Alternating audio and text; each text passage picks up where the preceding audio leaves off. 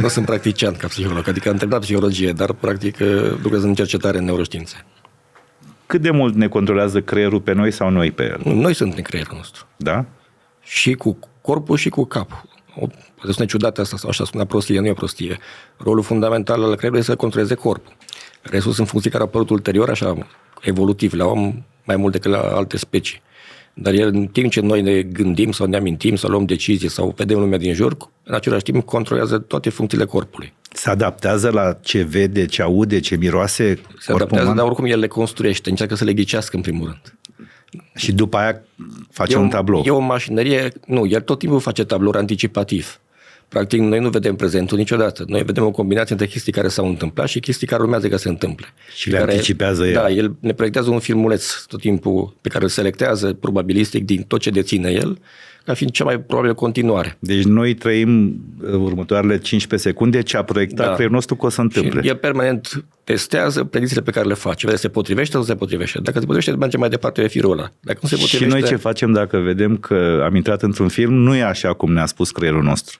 Atunci apare ceva eroare în predicție. Adică atunci e cam singurul moment când noi avem din nou contact cu realitatea. Atunci trăim realitatea adevărată. Da. Pentru o perioadă cel puțin scurtă trăim realitatea și iar trebuie să-și facă update. Uite, nu mai este cum credeam noi, acum e altfel.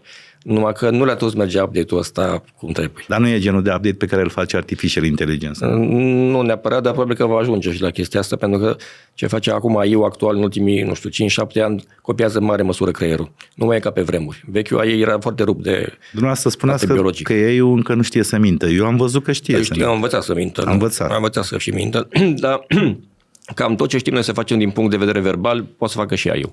Deocamdată, special pe verbal, alte chestii în mai mică măsură, dar pe verbal a fost foarte bine trăinuit. Jucătorii care sunt dependenți dobândesc, fie că vor sau că nu vor, din nevoia de a face rost de bani, de a se ascunde, o abilitate deosebită în a minți. Își mint și apropiații, fug de realitate.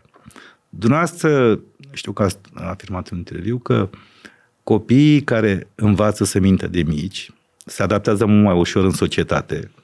Da, așa arată practic studiile, că cei care nu că învață, se prind singuri că obțin avantaje manipulându-i pe părinți sau pe învățătoare sau pe cei din jurul lor, sunt mai buni ulterior la acele social skills, adică l-ai putea manipula pe oameni, a spune povești, a ghici comportamentul altora. Minciuna în sine nu e ceva rău. E rău din punct de vedere legal sau, nu știu, religios sau...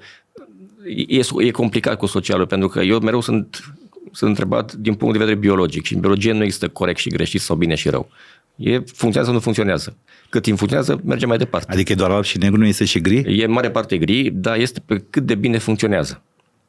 Și cât timp o chestie funcționează conform scopului pe care are acel organism, ea va merge mai departe. De-aia a apărut quantum computing-ul pe piață. Da. Am văzut un răspuns foarte frumos al lui Dalai Lama într-o conferință, a fost întrebat ce părere aveți de quantum computing. Eu credeam că o să blocheze, nu-l vedeam pe Dalai Lama updatat cu quantum computing și a zis civilizația noastră lucrează în regimul ăsta tridimensional de mii de ani. Și toți mască. Cum adică?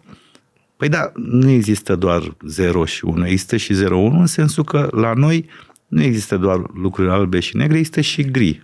În cea mai mare parte e gri. Oamenii care văd lucrurile în alb și în negru, chiar de regulă au probleme psihice. De ce? Au probleme dar nu așa emoționale. Ar fi pattern-ul normal?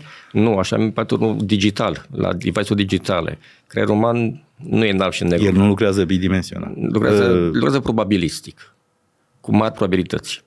Și e foarte uimitor ce poate să facă. Și gândiți-vă că noi ne vedem ca fiind, nu știu, eu sunt Dragoș Cârnești, cu un buletin, e o persoană. Da. Nu e așa. Biologic vorbind nu e așa. În primul rând că sunt un conglomerat de celule. De miliarde de celule. E interesant că avem chiar de 5 și până la 8 ori mai multe celule străine decât proprii în noi și pe noi, adică un fel de autobuz pentru alții. Și din punerea creierului, creierul, cum să spun, e un făcător de povești și de identități. Deci, identitatea noastră, de fapt, se rezumă la creier. Sunt mai multe identități, sunt tot de identități. De-aia nu e corect să spui conștiință sau, conștiință, hai să zicem, dar conștiință e complicat de spus ce e aia. Categoric.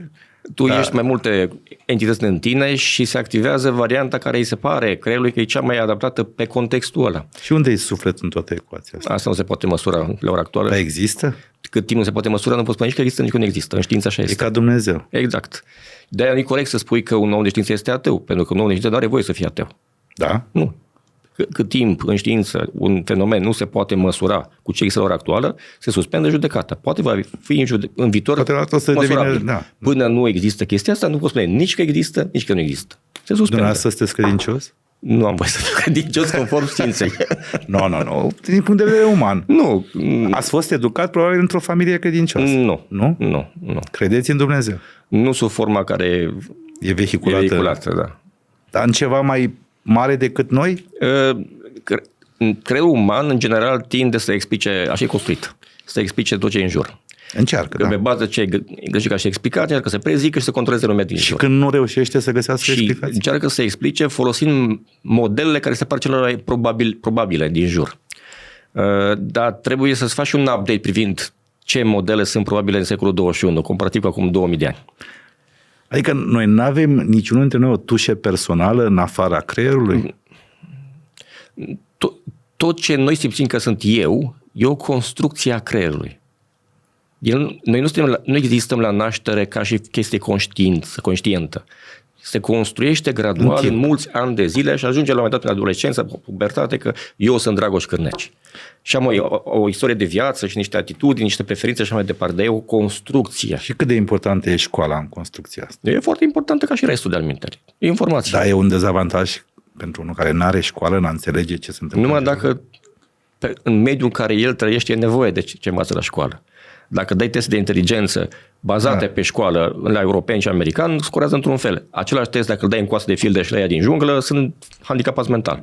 Dar la ei în junglă sunt săpâni. Am înțeles. Dacă îl pui american să stea o săptămână acolo, moare.